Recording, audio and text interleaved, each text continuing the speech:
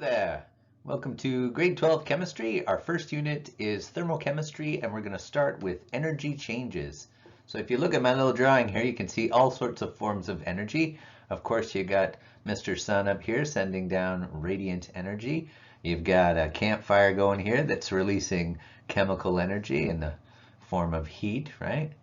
You got the the radiant energy of the sun being stored as chemical energy in these leaves through the process of photosynthesis. You got the energy of movement. You got moving water. You've got moving wind. That movement can be turned into electrical energy that could travel down these wires. It's supposed to be like a little generator. So lots of forms of energy. And so we're going to be looking at the energy, of course, that relates to chemical changes. And so that's where we're going to begin. So if you check out this simulation on the PhET website, which is pretty great, you can see a really cool simulation that you can manipulate and do a bunch of different conversions of different types of energy. So this one we have chemical energy from food that this cyclist is using, transferring it into mechanical energy that turns this generator. The generator makes electrical energy here that travels down the wire to this heating coil and turns it into thermal energy that eventually boils the water. So you get all these different forms of energy. Then you could change it, to a kettle or to some sunlight and use different energy converters. It's a lot of fun. So give it a shot, and it'll help you to understand all the different types of energy conversions that go on.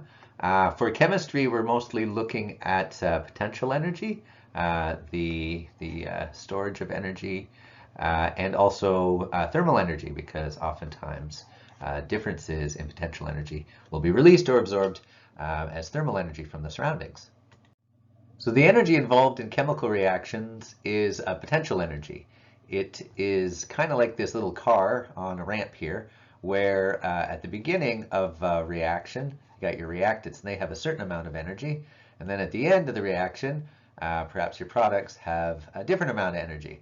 And so the energy difference to go from reactants to products is what gets released in this case. Or we could have the ramp going upwards, and that would have to be absorbed from the surroundings.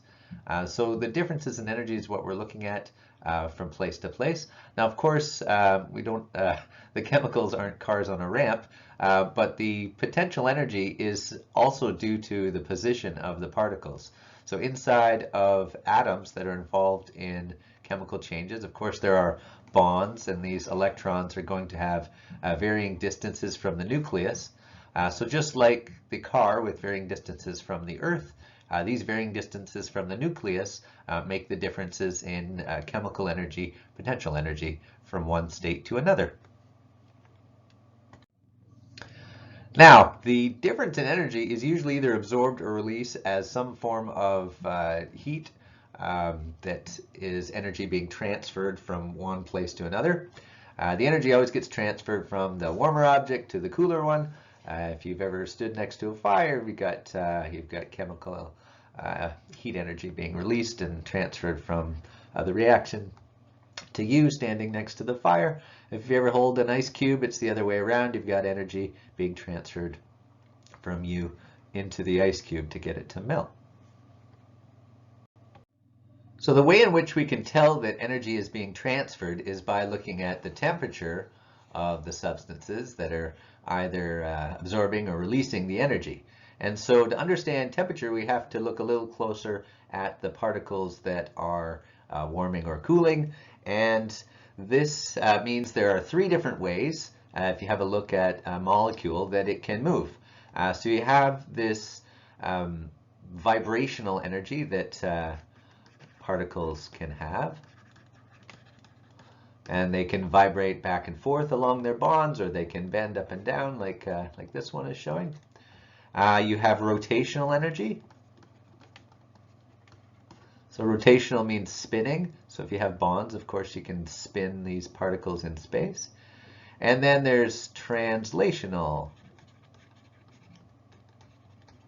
And that is the energy of movement from place to place. These are supposed to be like speed lines, where the particle is moving from one place to another place. So that translational energy, that's probably the most common one that you would imagine happening if you're thinking of the movement of particles. So, but the motion that particles can have, it would be a combination of all three, as long as there's some bonds around which you can rotate and vibrate. The part that relates to temperature is only this last one. So translational motion is related to the temperature of a substance.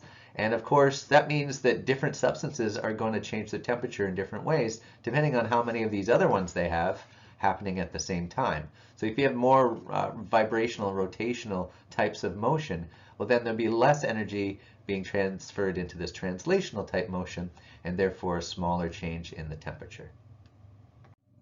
So of course, any sample of a substance doesn't just have one particle, it's going to have, cajillions of them. And they're all not going to be moving at the same speed. They're going to be bumping against each other, and some of them will be going very quickly, and others will be going very slowly. And so the temperature is related to the average amount of that kinetic energy, the translational kinetic energy that the particles have. And then as you warm up or cool your sample, some of the particles are going to gain energy and others may not as much. So a good way to represent this is with what's called a Maxwell-Boltzmann distribution. And sometimes it's a little confusing for students to look at these things.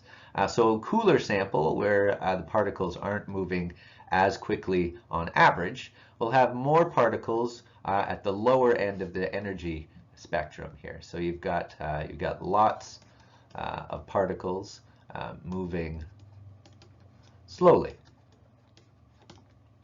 And then when you warm it up, what happens is that you take some of these slow-moving particles and you heat them up, right? They become faster-moving particles. And so what happens is that even though the line seems to, have a lower peak, it has a lower peak, because the distribution is further to the right here, you've got higher energy particles. You've got more higher energy particles. So you got more particles moving faster. So that would be this type of sample where more of the particles have a greater amount of translational kinetic energy. One other distinction I also like to point out to my students is that temperature is always due to the average of the kinetic energy of the particles, and it's different than the total thermal energy that a substance can have, which can be spread over like many particles. So even though this cup of tea that was just poured is at 100 degrees Celsius, of course it's going to have the higher average amount of kinetic energy, but this lake that contains like billions of cups of water is going to have far more thermal energy than the cup of water itself. If you wanted to heat this lake up to the 100 degrees Celsius, you would need a whole lot more energy than what went into making this bit of tea. So this one definitely has the most amount of thermal energy. So as mentioned earlier, the temperature is related to the translational mode of motion that particles can have. So that means that if you want to make this water molecule have a higher temperature, you got to get it to move faster. And the same with these iron atoms. If you want them to have a higher temperature, you got to get them to move from place to place faster. However, this water also can do other modes of motion. It can rotate because it's got those bonds. It can vibrate back and forth along those bonds. It can, flex up and down. So there's all these other ways in which the water molecule can move that the iron atoms can't. So it's going to require more energy to get that water molecule to increase in temperature than it will for the iron. And so for that reason, because it requires more energy to get that water to heat up, it's said to have a higher heat capacity. The iron will have a lower heat capacity. Specific heat capacity is a little different because it is standardized to 1 gram of a substance. For water, that's 1 milliliter or 1 cubic centimeter.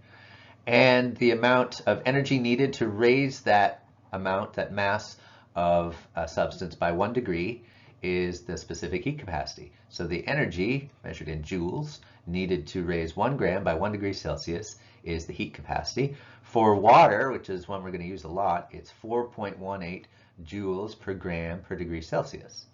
And the older measure of this is a calorie. So calorie is an equivalent quantity. So 1 calorie is equal to 4.18 joules for every gram for every degree Celsius. The energy that's absorbed and released, therefore, can be calculated just by multiplying. If you have the mass, that'll be in grams. You have the specific heat capacity, which is joules per gram degrees Celsius. You got the temperature change, that's in degrees Celsius, and you can see that these units will cancel out and end up giving you the energy, right? So this would be measured in joules. So yeah, that symbol, heat capacity being given the symbol C, is something that you can look up in a table. If it's not water, hopefully you'll get to know water pretty good. It's 4.18, you're going to see that one over and over again. If it's something else, you might have to look it up in a table. So let's use that relationship to solve a little problem here. If we take 500 grams of water and we warm it up on a hot plate and it goes from 21 to 25 degrees Celsius, how much energy got transferred from the hot plate into the water? So Q equals, the mass is 500 grams. The heat capacity is 4.18 joules per gram degrees Celsius. And the temperature difference from 21 to 25 is 4 degrees Celsius. So let's see what that works out to. Good old calculator here on 500 times 4.18 times 4 degrees Celsius change. We got 8,360 joules. All the other units are gone.